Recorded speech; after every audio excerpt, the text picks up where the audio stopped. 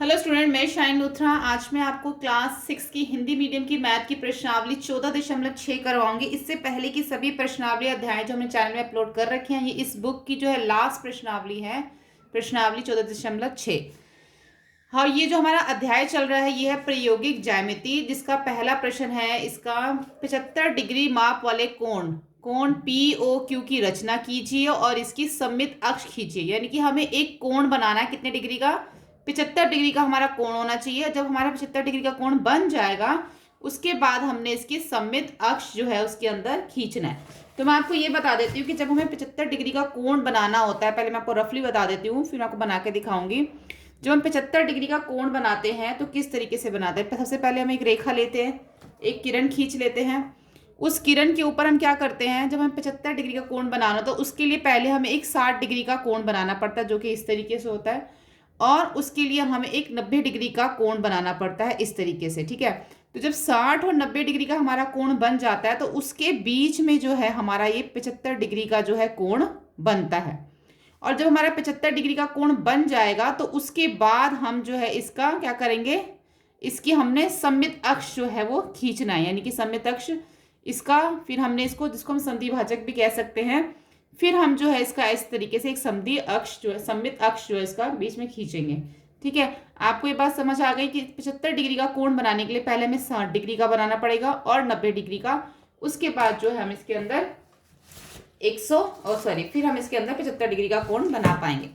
तो सबसे पहले हम एक क्या करेंगे, एक किरण ले लेंगे। ठीक है, अभी जो है मैंने इसकी रचना के पद लिखे नहीं है, लेकिन मैं आपको साथ साथ में बताती जाऊंगी ताकि आपको पता चल जाए कि हमने रचना के पद कैसे बनाने होते हैं। अगर आपके पास कभी ना हो और आपको खुद से बनाने हो तो हम किस तरीके से बना सकते हैं रचना के पद। देखो, सबसे पहले हमने किरण खींच रहे हैं तो हम यही लिखेंगे रचना के पद में कि सबसे पहले जो भी हम किरण खींच रहे हैं उसका जो हम नाम लिखेंगे, हम लिखेंगे किरण ओ पी, ऐसे लिखेंगे किरण ओ पी खींचो। इससे इसे आपका पहला रचना का पद हो जाएगा किरण ओ पी खींचो। फिर हम क्या लिखेंगे कि हमने इसको जो है ना ओ को केंद्र मानकर हमने क्या करना है, उपयुक्त त्रिज्या वाली, इस तरह से लिखेंगे, ओ को केंद्र मानकर उपयुक्त त्रिज्या वाली एक हम चाप लगाएंगे। उपयुक्त त्रिज्या मतलब अपने हिसाब से इसको नॉर्मल सा थोड़ा सा खोल सकते हो। उपयुक्त त्रिज्या वाली एक चाप लगाइए। तो हाँ, यहाँ पे एक चाप लगा दी और इस पॉइंट को उपयुक्त त्रिज्या वाली एक चाप लगाएंगे जो ओपी को ए पर काटता है। ठीक है, दूसरी रचना का पद हो गया हमारा ये, जो ओपी को ए पे काटता है। अब हम लिखें, आगे करेंगे, ए को केंद्र मानकर बराबर त्रिज्या, जितनी पहले त्रिज्या थी पद 2 वाली त्रिज्या लेकर हम एक चाप लगाएंगे। ठीक है, ए को केंद्र मानकर हमने एक चाप लगाई। उसके बाद हम इस पॉइंट को एक नाम दे देंगे, इस पॉइंट को नाम दे देंगे बी। फिर बी को केंद्र मानकर बराबर त्रिज्या वाली एक चाप हमने और लगाई और इस पॉइंट को नाम दे देंगे, इसको हम नाम दे देंगे जो कि सी पर काटता है। ए को केंद्र मानकर चाप लगाई जो बी पे काटता है, बी को केंद्र मान के चाप लगाई जो सी पे काटता है। जो हमने ए को केंद्र मान के चाप लगाई थी जो कि बी पे काट रहा है, ये हमारी 60 डिग्री की, ये हमारा 60 डिग्री का कोण बन गया। ठीक है, जो पहली चाप हम लोग जो लगाते हैं ये हमारा, ये जो यहाँ से हम पहली चाप लगाते हैं ये हमारा 60 डिग्री का कोण बनता है। और जब यहाँ से हम दूसरी चाप लगाते हैं तो हमारा 180 डिग्री का कोण बनता है। तो यानी कि 90 डिग्री का कोण बनाने के लिए पहले हमें 60 और 180 के बीच में हमें एक 90 डिग्री का कोण बनाना पड़ेगा। और जब 90 डिग्री का कोण बन जाएगा तो फिर हम बीच में 75 डिग्री का कोण बना सकते हैं। अब हम बी और सी को केंद्र मानकर चाप लगाएंगे, जितनी हमारी त्रिज्या पहले खुली हुई है इसकी प्रकार की उसी से बी को और सी को हमने केंद्र मान के चाप लगा ली। अब हमारा ये जो है एक 90 डिग्री का कोण भी बन गया। ठीक है, ये हमारा हो गया 90 डिग्री का कोण। अब इस पॉइंट को भी आप नाम दे सकते हो, ये जो है हमारा पॉइंट, देखो ये जहाँ पे एक चाप लगी थी ये है बी। ठीक है, जो हमने रेखा आगे बढ़ाई थी उसको हमने नाम दे दिया आर। अब जो ये रेखा हमने आगे बढ़ाई है इसको हम नाम दे देंगे एस। ठीक है, और जहां पे चाप कट कर रही है इसको भी आप कोई नाम जो है वो दे सकते हो, जैसे कि इस पॉइंट को हम नाम दे देंगे डी। ठीक है, अब हमारे पास एक 60 डिग्री का कोण हो गया, एक 90 डिग्री का। अब हमने ये देखो, ये जो हमारा पॉइंट है इसको भी आप एक नाम दे सकते हो। आप इसको नाम दे दो ई, क्योंकि हर एक पॉइंट को आपने नाम देना है। अब हम बी को और ई को केंद्र मानकर चाप लगाएंगे।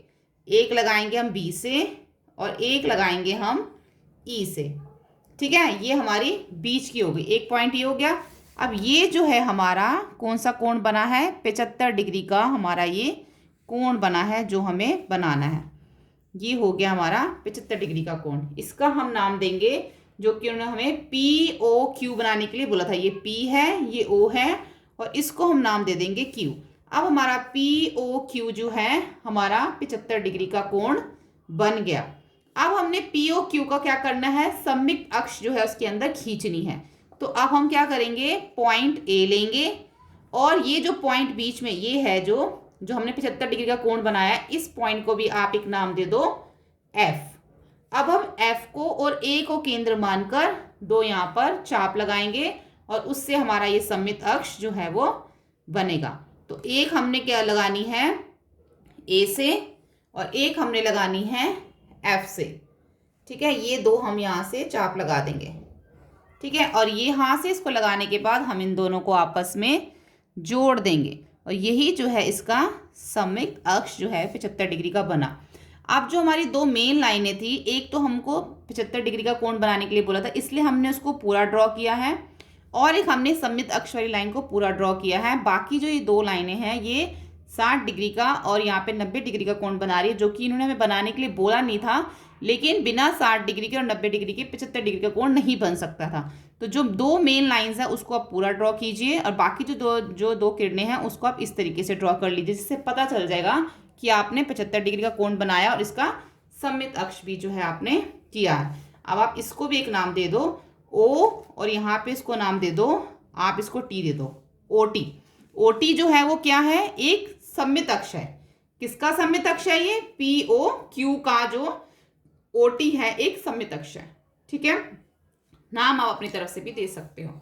अब हम दूसरा प्रश्न देखते हैं। दूसरे प्रश्न में हमें बोला गया है कि 147 डिग्री माप वाले कोण की रचना कीजिए और उसका समद्विभाजक कीजिए।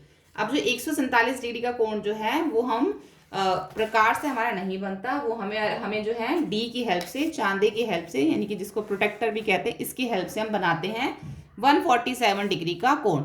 जब हमारा 147 डिग्री का कोण बन जाएगा तो फिर हमने उसका समद्विभाजक भी करना है। ठीक है, तो इस तरीके से हमने एक लाइन ड्रॉ कर ली। अब यहाँ से जो है इस पॉइंट पे रखते हुए 147 डिग्री, इसको थोड़ा सा लाइन को छोटा कर देते हैं, क्योंकि 147 डिग्री का कोण हमारा इस तरफ बनेगा। ये जो हमने किरण खींची है, इस किरण को आप कोई भी नेम दे सकते हो, इसको ओ और इसको ए नेम दे दो। अब यहाँ से जो है आपने इसको रखना है चांदे को, और 147 डिग्री का जो है यहाँ पे एक कोण बनाना है। जैसे ये हो गया 140 और 150 के बीच में होगा, यहाँ पे 145 है, और उसके दो पॉइंट आगे जो है यहाँ पर हो जाएगा 147। यहाँ पे पॉइंट लगा लो। आप इसको पॉइंट लगाने के बाद इसको आपस में जोड़ दो, तो ये हमारा हो गया 147 डिग्री का जो है ये हमारा कोण बन गया। ठीक है, अब इस कोण को जो हमने क्या करना है, समद्विभाजक करना है। तो इस किरण को हम इस तरह से इसके ऊपर एक एरो बना दो। ठीक है, अब जो है हमने क्या करना है, उचित प्रकार खोलना है इसका। उचित त्रिज्या लेकर ओ को केंद्र मानकर हमने एक क्या लगा देनी है, यहाँ पे एक चाप लगा देनी है। अब हमारे पास दो पॉइंट बन गए, इसको आप नाम दे दो पी, इसको दे दो क्यू। ठीक है, जो पी पॉइंट किस पे काट रहा है, ओ ए पे, और ये जो क्यू पॉइंट है किस पे काट रहा है, ओ बी पे। ठीक है, अब पी को और क्यू को, अब जो हमने जो प्रकार खोलना है, ये हमने आधे से ज़्यादा जो है इसको खोलना है, क्योंकि देखो अभी हमारा कितना खुला हुआ, इतना। ठीक है, हमने इसको आधे से, जितनी हमने चाप लगाई है उससे आधे से ज़्यादा इसको खोल लेना है। अब हमने जो पी को केंद्र मान के एक चाप लगानी है और क्यू को केंद्र मान के एक चाप लगानी है, और उसके बाद हम इसको आपस में जोड़ देंगे, तो ये हमारा बन जाएगा ए ओ बी का यहाँ पे ए ओ बी का क्या हो जाएगा, समद्विभाजक। यानी कि 147 डिग्री का हमने यहाँ पे इसका समद्विभाजक जो है वो कर दिया। अब इसको भी नाम दे दो, ओ दे दो, और इसको नाम दे दो इधर आर। अब जो ओ आर है वो कोण ए ओ बी का समद्विभाजक है। ठीक है, ये जो किरण ओ आर है ये कोण ओ ए ओ बी का समद्विभाजक है। ये हो गया हमारा प्रश्न 2। इस वीडियो में हम 2 प्रश्न करेंगे, नेक्स्ट वीडियो में हम इसके आगे के क्वेश्चन करेंगे। वीडियो हेल्पफुल लगे तो प्लीज़ लाइक शेयर सब्सक्राइब करें। Thank you.